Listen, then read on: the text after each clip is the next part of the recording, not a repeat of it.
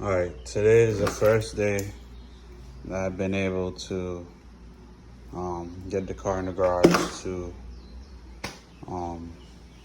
take a look under it. It's a car from Connecticut. I would not be surprised if there's rust under the car. I would be surprised if there isn't. There's like this type of stuff here. You know, little things like that. It's a 20-year-old car. What do you expect? I don't expect it to be perfect. I only bought it for $1,000. So, let me get under the car to see what the heck's going on here. Alright, so here's the front of the car. It's not the cleanest looking, but it's not rusty. Super rusty. Mostly surface rust type shit. I don't know what the hell that is. There's quite a few things I'm gonna have to learn about this Volkswagen. I can see the starter here. It's not totally inaccessible. Not that I think it's gonna die anytime soon. This bad boy here, I don't know what that is. It might be the oil filter. That's huge, kid. I don't see where the oil filter would be anywhere else. I don't know what the fuck this is. Somebody with a Volkswagen can chime in and let me know. Engine mount, maybe? Possibly. Yeah, those are engine mounts. There's one on the other side. This, I don't know what that is. It's just hanging there, chilling. Maybe I might take it off, I don't know. Transmission is very interesting to me because I realized that there's an all-wheel drive variant to this car, but it looks like they use the same transmission, but instead of having a transfer case, like that would be like right here, it's like blocked off because this car is only front-wheel drive. That's cool. I was wondering why, because the engine was in the type of position where it looked like it would be fucking all-wheel drive or some shit. But maybe, I don't know. This is my first time with a V6. My V8 was a Grand Marquis, and that was obviously rear-wheel drive. Had a drag shaft and all that bullshit, but whatever. So, I know for sure check engine lights coming from that bad boy right there. I can tell you for a fact. So I gotta adjust that. At least I know the O2 sensors are extremely accessible from down here. Suspension, front suspension. Doesn't look horrible. It looks like we might need some PB Blaster when we're removing some of this stuff, refreshing the bushings and all that cool stuff. One of my axles is clicking, and it's the driver's side, but I don't think I can replicate it by just doing it here. Oh, it's nasty. Nah.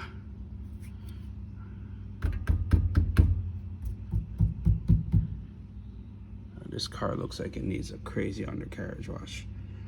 There's a few little spots where rust can be treated that would want it to be treated. The transmission needs to be washed up, bro. If I could get it washed up, take it through a car wash that has undercarriage wash or some shit. These two test pipe thingies maybe partially or fully the reason why I have a check engine light. I know these cars are a little finicky with the O2 sensors and shit, and I want to get rid of it because, let me give you a close look at this bullshit here, kid.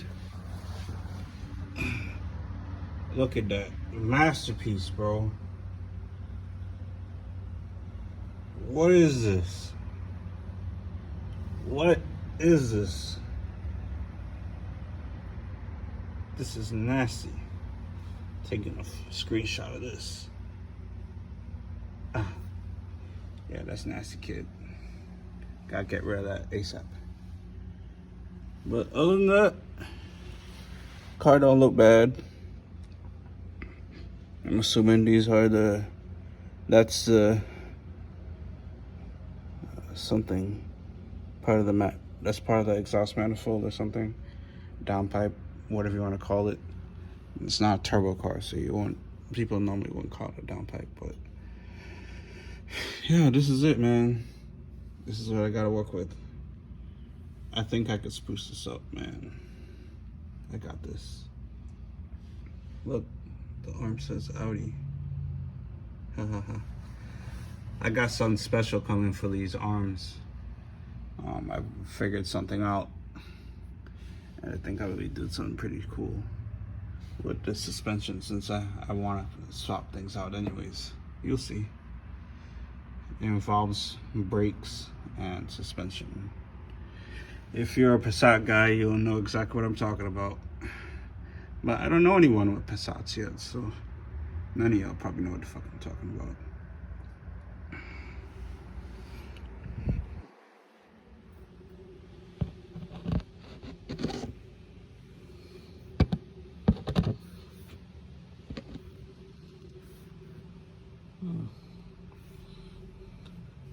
Not really sure what one suspension would look like, but I'm replacing all this shit anyways. That looks like where the steering column is, the tie rods or whatever. Correct me if I'm wrong. I'm probably wrong. I don't care, but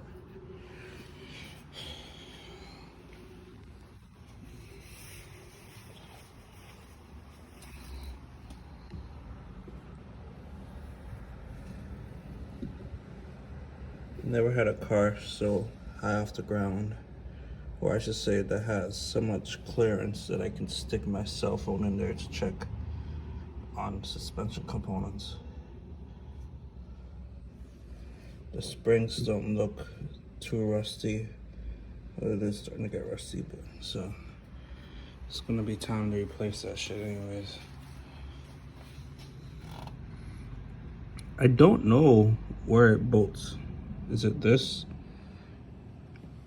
Probably. Can't tell.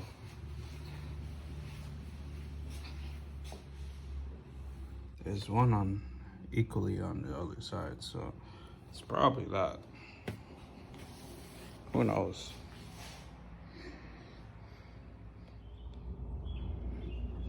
All right. So this is the back. This is quite a large muffler we have here, and as you can see, it's rusty.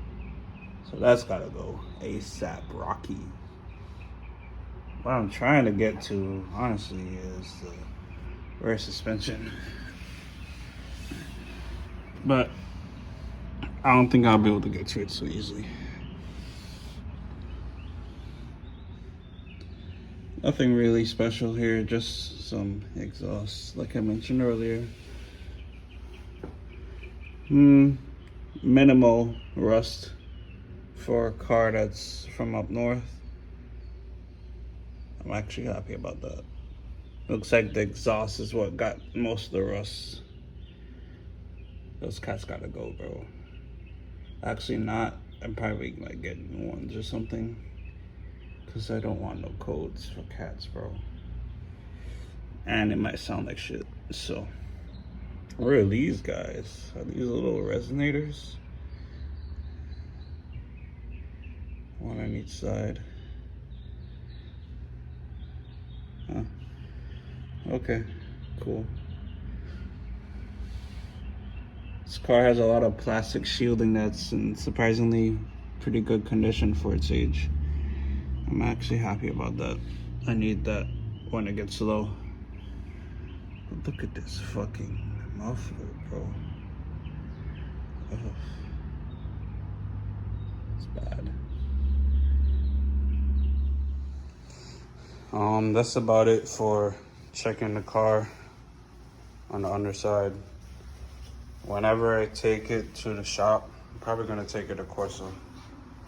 I'm gonna take a look at the rear end of the car, the rear suspension, because I wasn't able to get a good look at it like that.